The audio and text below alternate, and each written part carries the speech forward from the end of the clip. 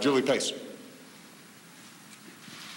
Thank you, Mr. President. You mentioned the aftermath of the Assad regime. There's a lot of concern in Jordan and elsewhere that the upheaval in Syria is creating havens for extremism. Yep. How concerned are you at this point that extremists or jihadists could actually take over in Syria and perhaps be even worse than Assad? And I was also hoping you could give us some insight into how you brokered the call today between Prime Ministers Erdogan and Netanyahu, and how much of their willingness to talk do you think is actually driven by the urgency in Syria? And Your Majesty, you have offered Assad asylum, which he rejected. Does that offer of asylum still stand? Thank you. Well, I am very concerned about Syria becoming an enclave for extremism, because extremists thrive in chaos. They thrive in failed states. They thrive in power vacuums. They don't have much to offer when it comes to actually building things, but very good about exploiting situations that are no longer functioning. They fill that gap. And that's why I think it's so important for us to work as an international community to help accelerate a political transition that is viable, so that a Syrian state continues to function, so that the basic institutions can be rebuilt, that they're not destroyed beyond recognition, that we are avoiding what inevitably becomes Syrian or sectarian divisions, because by definition, if you're an extremist, then you don't have a lot of tolerance for people who don't share your beliefs. This is part of the reason why, for the American people, we've got to recognize we have a stake here. We can't do it alone, and the outcome in Syria is not going to be ideal, even if we execute our assistance and our coordination and our planning and our support flawlessly. The situation in Syria now is going to be difficult.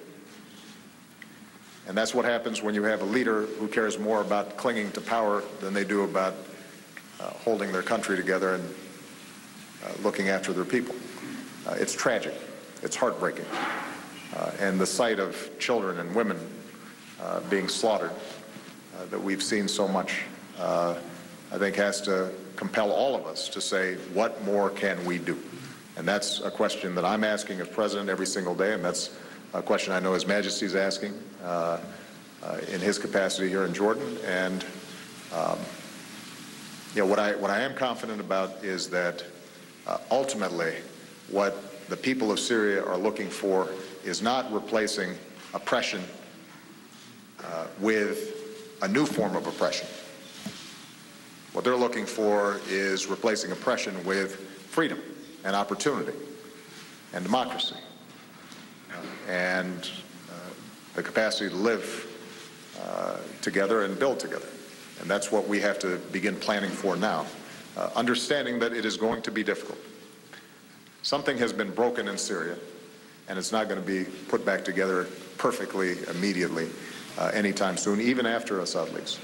But we can begin the process of moving it in a better direction, and having a cohesive political opposition, I think, is critical to that. With respect to the conversation that took place between Prime Minister Netanyahu and Prime Minister Erdogan, I have long said that it is in both the interests of Israel and Turkey to restore normal relations between two countries that have historically had good ties.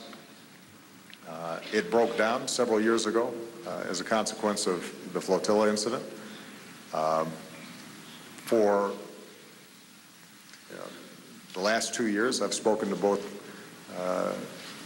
Prime Minister Netanyahu and Prime Minister Erdogan about why this rupture has to be mended, that they don't have to agree on everything in order for them to come together around a whole range of common interests and common concerns. During my visit, it appeared that the timing was good for that conversation to take place. I discussed it with Prime Minister Netanyahu, and both of us agreed that the moment was right. And fortunately, they were able to begin the process of rebuilding normal relations between two very important countries in the region. This is a work in progress. It's just beginning. As I said, there are obviously going to still be some significant disagreements between Turkey and Israel, not just on the Palestinian question, but on a range of different issues. But they also have a whole range of shared interests, and they both happen to be extraordinarily strong partners and friends of ours. And so it's in the interest of the United States that they begin this process of getting their relationship back in order. And I'm very glad to see that it's happening. President Barack Obama there sharing the stage with King Abdullah in Amman, Jordan, but underscoring the importance of bringing Turkey and Israel together in terms of the prime ministers discussing. He says he helped broker that discussions. The timing was right, and he says it's important to restore a relationship between the two countries. The president and also King Abdullah talking about the crisis in Syria, and the president saying, quote, he is confident Assad will be removed. It's not an issue of if, but of when. We're going to continue to monitor the developments there coming out of Jordan. We'll have much more of the newsroom after this.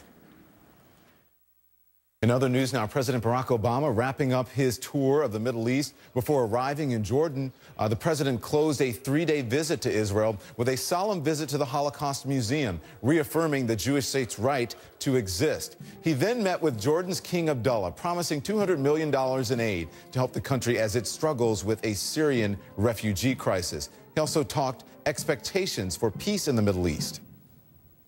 This is a trip to make sure I'm doing my homework. We set expectations low precisely because there's been a lot of talk over decades, but it hasn't produced the results that everybody wants to see. Let me listen to the parties first. Straight to CNN's John King, who is in Amman, Jordan. John, what's the most important agenda item in Jordan for the president? Don, the most important item is that aid you mentioned. Jordan is being overwhelmed, swamped by refugees from Syria, coming in several thousand a day, approaching the 500,000 mark here. This country's economy was already struggling to begin with, and officials here say it spent already somewhere in the ballpark of $1 billion to deal with all the Syrian refugees. Now, the United States is already number one, the president noted, in the international community in putting up both cash and other humanitarian resources to help with the refugee crisis, but he's promising, as you noted, about $200 million more. So that's the most important takeaway from the Jordanian perspective. They need the financial help. And while in the meeting with King Abdullah, the president also able to talk about what is the Jordanian government and its intelligence service, which is a good one. What's their assessment of what's going on in Syria? Where are those chemical weapons? How long does the king think Bashar al-Assad can hang on? So an update on Syria, the most important item here. What was really accomplished, John, in this trip overall?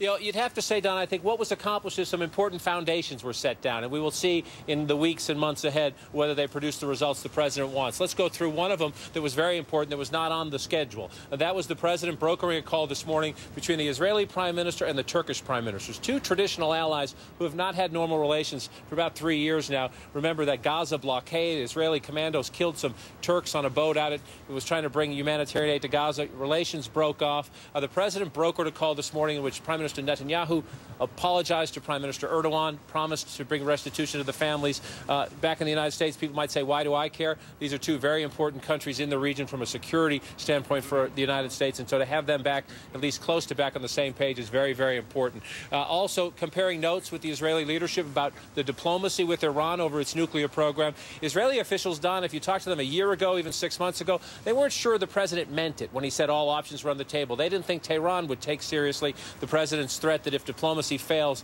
military action would come. Israeli officials now say they've looked the president in the eye and they take him at his word. They might not have the same exact timetable, but they believe the president would act. As you noted, another big takeaway, trying to get the parties, the Palestinians and the Israelis, back to the bargaining table. But the president's not in too much of a hurry here because he knows if you bring them in too soon, things will collapse. So we'll judge that one a month or two from now, whether he's able to bring that about. And lastly, Don, the president's had a rocky public image in Israel, a key U.S. ally. An American president wants to be popular in Israel, not just because to have the Israelis like him. It helps him with domestic political audience back home, and the White House feels 1,000% it accomplished that goal. All right, CNN's John King, Amman, Jordan. John, thank you very much. Appreciate that.